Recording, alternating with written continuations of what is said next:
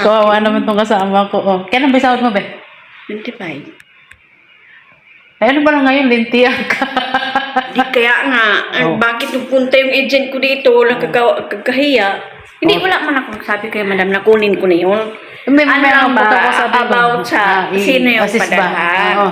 Hindi, kanina sinabihan ko si Sally. Sabi ko, sabi Hindi ko si Sally, kinampihan niya yung agent eh.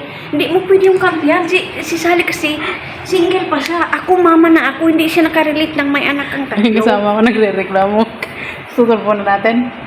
Ha? Tutulpo na natin. Itulpo natin to. Kasi sabi nila, bigyan ako ng allowance. Wala ako binigyan ng allowance. Sabi, bigyan ako ng luggage. Wala ako binigyan ng luggage. Pagdating ko Sira dito, ulo wala to. pala akong employer. Gusto na raw niyan. Ano gagawin mo kanina, Sarah? Magtanong lang ako sa 15 palapag. Tarantado mo kung gagawin Oo, yun. Kung kasi- wala kang problema. Pag may problema ka totoo yun. sa akin ka lumapit. Totoo yun, dahil kasi kung magtrabaho na naman ako dito, na para naman pala sa kanila, di ba makamatay na lang ako? Tumigil ka.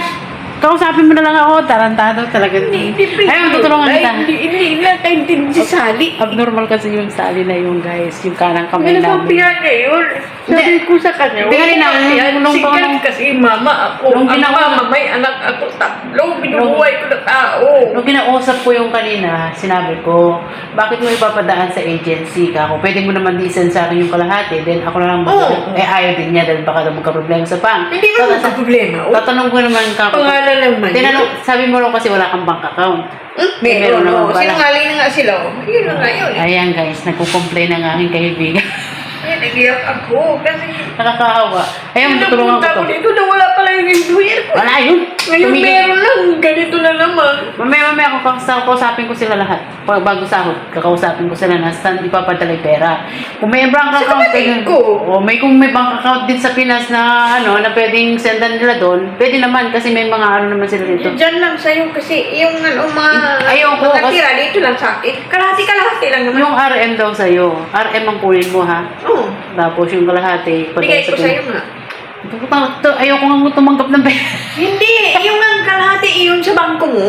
Ikaw na magpa-Gcash sa kapatid ko. Ganun lang yun. Ba, yung account mo, pwede naman tuturuan naman kita kung paano ipasok sa Gcash yung account mo yung pera. Sa bank account mo na lang.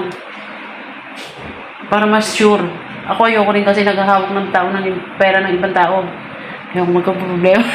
Hindi naman problema. Uy, kalahati lang. Hindi, basta Problema ka na. huwag mong iisipin na na Hindi, tatalon. Sipahin kita dyan, loko. Kasi, alam mo na, sabi mo kay Sally, alam ba ni Ana, nagpunta ko, alam niya na nagpunta ko dito. 21 days, wala akong. Ayun, Sinabi na lang sa amin. nga mo, nagkaganito ako. Ayun. Tutulungan kita. Huwag kang mag-alala. Tutulungan ko siya. Huwag kayong mag-alala. Grabe ba eh.